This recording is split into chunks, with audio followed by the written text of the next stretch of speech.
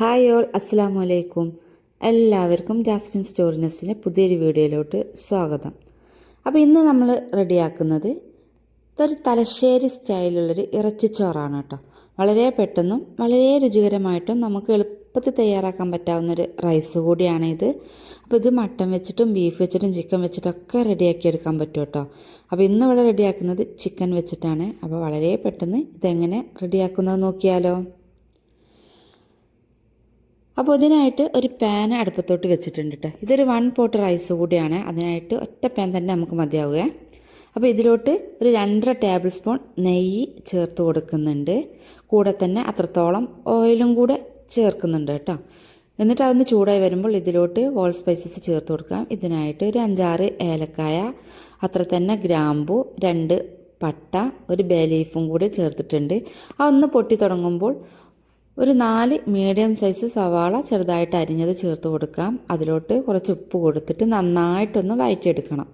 അപ്പോൾ ഈ സവാള നല്ല രീതിക്ക് തന്നെ വഴറ്റി കിട്ടണം കേട്ടോ. നമുക്ക് അത്യാവശ്യം നല്ല രീതിക്ക് തന്നെ വഴറ്റിയിട്ട് വേണം ബാക്കിയുള്ള ഇൻഗ്രീഡിയൻസ് ഇതിലോട്ട് ചേർത്ത് കൊടുക്കാനായിട്ട്.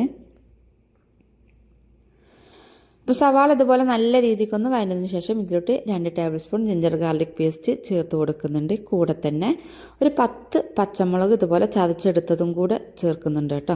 അപ്പോൾ നിങ്ങളുടെ എരിവിനനുസരിച്ച് ഇത് കൂട്ടുകയോ കുറയ്ക്കുകയോ ഒക്കെ ചെയ്യാം. എന്നിട്ട് ഇത് നല്ല രീതിക്ക് ഇതിൻ്റെ റോ സ്മെല്ലൊന്ന് മാറുന്നത് വരെ ഒന്ന് വഴറ്റിയെടുക്കാം. അപ്പോൾ ഇതിൻ്റെ റോ സ്മെല്ലൊക്കെ ഒന്ന് മാറി വഴണ്ട് വന്നതിന് ശേഷം ഇതിലോട്ട് 2 തക്കാളി ചേർത്ത് കൊടുക്കുന്നുണ്ട്. ഈ തക്കാളി നല്ല രീതിക്കൊന്ന് ഉടഞ്ഞ് കിട്ടണേ. ഒന്ന് അടച്ച് വെച്ച് കുക്ക് ചെയ്യുകയാണെങ്കിൽ പെട്ടെന്ന് തന്നെ സോഫ്റ്റായി കിട്ടും കേട്ടോ. അപ്പോൾ നല്ല രീതിക്കൊന്ന് സോഫ്റ്റായിട്ട് ഒന്ന് പേസ്റ്റ് രൂപത്തിലായി കിട്ടണം. ഇതുപോലെ ഒന്ന് ആയതിന് ശേഷം ഇതിലോട്ട് ചിക്കൻ ചേർത്ത് കൊടുക്കാം. അപ്പോൾ 800 ഗ്രാമോളം ചിക്കനാണ് കേട്ടോ ഞാനിവിടെ എടുത്തിട്ടുള്ളത്. അപ്പോൾ ആ ചിക്കൻ മുഴുവനായിട്ട് ഇതിലോട്ട് അങ്ങ് ചേർക്കുന്നുണ്ട്. ശേഷം ഇതിലോട്ട് മസാലപ്പൊടികൾ ചേർത്ത് കൊടുക്കാം. ഇതിലോട്ട് മെയിനായിട്ട് വേണ്ടത് മല്ലിപ്പൊടിയാണ് കേട്ടോ. ഒരു 3 ടേബിൾ സ്പൂൺ നിറയെ മല്ലിപ്പൊടിയും, ഒരു 3/4 ടേബിൾ സ്പൂണോളം മുളക് പൊടിയും, 1/2 ടീസ്പൂൺ ഗരം മസാലയും, 1/2 ടീസ്പൂൺ മഞ്ഞൾപ്പൊടിയും കൂടിയാണ് കേട്ടോ ഇതിലോട്ട് ചേർത്തിട്ടുള്ളത്. അപ്പോൾ പച്ചമുളക് ചേർത്ത് കൊടുത്തുകൊണ്ട് തന്നെ ഒരുപാട് മുളക് പൊടിയൊന്നും ഇതിലോട്ട് ചേർക്കേണ്ട ആവശ്യമില്ല. എന്നിട്ട് മൂടി വെച്ചിട്ടൊന്ന് വേവിക്കാം. ഒരു 5 മിനിറ്റ് ഒന്ന് മൂടി വെച്ചിട്ട് വേവിക്കുമ്പോൾ ഇതുപോലെ ഇതിൽ നിന്ന് വെള്ളം ഇറങ്ങി വരും. ഈ ഒരു വെള്ളത്തിൽ തന്നെ ഇത് കുക്ക് ചെയ്തിട്ടെടുത്താൽ മതി കേട്ടോ. ഇനി നിങ്ങൾക്ക് വേണമെന്നുണ്ടെങ്കിൽ ഒരു 1/4 കപ്പ് എക്സ്ട്രാ വെള്ളം ഒന്ന് ഒഴിച്ചു കൊടുക്കാം. അല്ലാണ്ട് ഇതിൽ തന്നെ അങ്ങ് കുക്ക് ചെയ്താൽ മതി. ഈ സമയം ഇതിലുള്ള ഉപ്പ് നോക്കിയിട്ട് വേണമെന്നുണ്ടെങ്കിൽ കുറച്ച് ഉപ്പൊന്ന് ചേർത്ത് കൊടുക്കാം കേട്ടോ. അപ്പോൾ ഞാനിതിലോട്ട് സവാള വഴറ്റുന്ന നേരത്താണ് ഉപ്പിട്ട് കൊടുത്തിരുന്നത്. അപ്പോൾ അതുകൊണ്ട് തന്നെ കുറച്ച് ഉപ്പും കൂടെ ഒന്ന് ചേർത്തിട്ടുണ്ട്.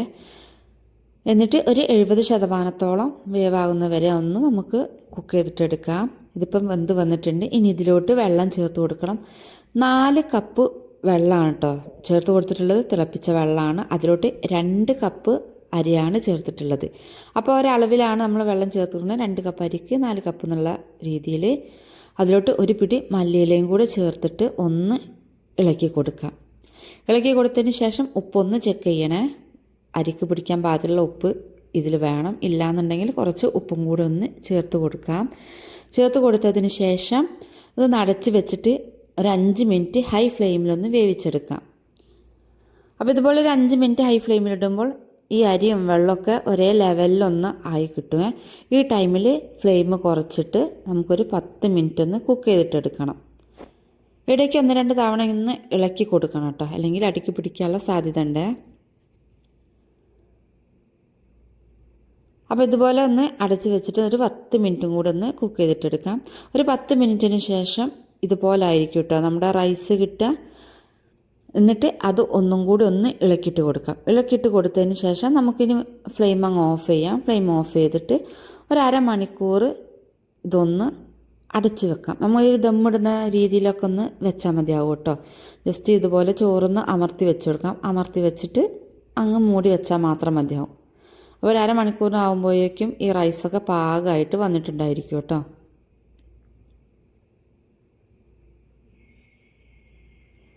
അപ്പോൾ ഇതുപോലെ ഒന്ന് ലെവൽ ചെയ്ത് കൊടുത്തിട്ടുണ്ട്. ലെവൽ ചെയ്ത് കൊടുത്തതിന് ശേഷം ഒന്ന് അടച്ച് വെക്കാം. ഇനി ഒരു അരമണിക്കൂറിന് ശേഷമാണ് കേട്ടോ ഞാനിത് തുറന്നിട്ടുള്ളത്. അപ്പോഴേക്കും റൈസൊക്കെ നല്ല രീതിക്കൊന്ന് വേവായി കിട്ടിയിട്ടുണ്ട്. അപ്പോൾ ഇത് കുറച്ചൊന്ന് ഒരു ഒട്ടുന്ന ടൈപ്പിലായിരിക്കും കേട്ടോ, അങ്ങനെ ഒന്ന് കുഴഞ്ഞ രീതിയിലായിരിക്കും ഈ റൈസ് ഉണ്ടായിരിക്കുക. അപ്പോൾ ഇറച്ചി ചോറിന് ഇങ്ങനെ തന്നെയാണ് കേട്ടോ നമുക്ക് കിട്ടേണ്ടത്. അതിനാലാണ് നമ്മൾ 2 കപ്പ് റൈസിന് 4 കപ്പ് വെള്ളം ചേർത്ത് കൊടുത്തത്. നമ്മൾ ബിരിയാണിക്കും അല്ലെങ്കിൽ നെയ്ച്ചോറിനൊക്കെ വെക്കുകയാണെങ്കിൽ 1 കപ്പ് അരിക്ക് 1.25 അല്ലെങ്കിൽ 1.5 കപ്പ് വെള്ളം മാത്രമേ ചേർക്കുള്ളൂ. അപ്പോൾ വളരെ പെട്ടെന്നും വളരെ രുചികരമായിട്ടും എടുക്കാൻ പറ്റാവുന്നൊരു റൈസാണ് കേട്ടോ ഇത്. നമുക്ക് പെട്ടെന്നൊക്കെ ഇതുപോലെ സ്പെഷ്യലായിട്ട് എന്തെങ്കിലും കഴിക്കണം എന്നൊക്കെ തോന്നുമ്പോൾ ചുരുങ്ങിയ ചേരുവകൾ വെച്ചിട്ട് നമുക്ക് വളരെ പെട്ടെന്ന് ഇത് റെഡിയാക്കി എടുക്കാൻ പറ്റും കേട്ടോ.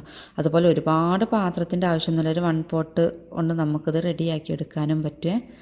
അപ്പോൾ ഈ രീതിയിൽ ഇതുവരെ ആരും റെഡിയാക്കിയിട്ടില്ലെങ്കിൽ ഒന്ന് റെഡിയാക്കി നോക്കുക കേട്ടോ, ഒരിക്കലെങ്കിലും തീർച്ചയായിട്ടും ഇഷ്ടപ്പെടും. അപ്പോൾ റെസിപ്പി ഇഷ്ടമായിട്ടുണ്ടെങ്കിൽ വീഡിയോ ഒന്ന് ലൈക്ക് ചെയ്യുക, ഷെയർ ചെയ്യുക, അതുപോലെ ചാനലൊന്ന് സബ്സ്ക്രൈബ് ചെയ്യാനും കൂടി മറന്നേക്കല്ലേ. അപ്പോൾ ഇതുപോലെ ഈസിയും ടേസ്റ്റിയുമായ റെസിപ്പികളുമായിട്ട് വീണ്ടും കാണാം. താങ്ക്